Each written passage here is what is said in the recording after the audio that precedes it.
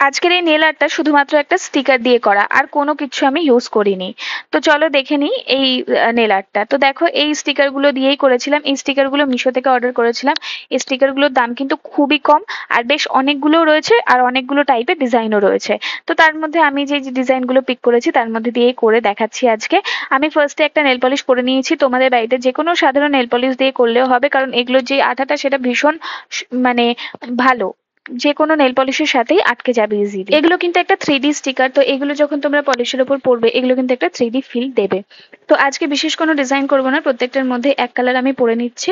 পরে নিয়ে, যেহেতু এটা আমার ইউভি সোক নেল পলিশ, তাই এটাকে আমি ইউভিতে 60 সেকেন্ড মতো ড্রাই করছি। ড্রাই করে তারপর এটার ওপর আমি একটা টপ কোটের থিন লেয়ার দেবো।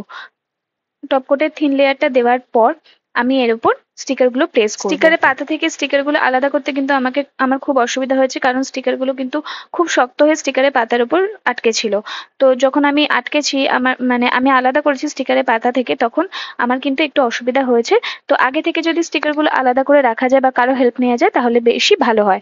তো আমি একটু প্রত্যেকটার মধ্যে ফ্লাওয়ার ডিজাইন রাখছি, তো প্রত্যেকটার মধ্যে কিন্তু আমি ফ্লাওয়ারের যে স্টিকার গুলো সেগুলোই প্লেস করছি। প্রত্যেকটাতে একটা দুটো করে, কোনোটাতে আবার তিনটেও প্লেস করেছি। আমি আমার ইচ্ছে মতো করেছি। তোমাদের নিজেদের ইচ্ছে মতো তোমরা করতে পারো।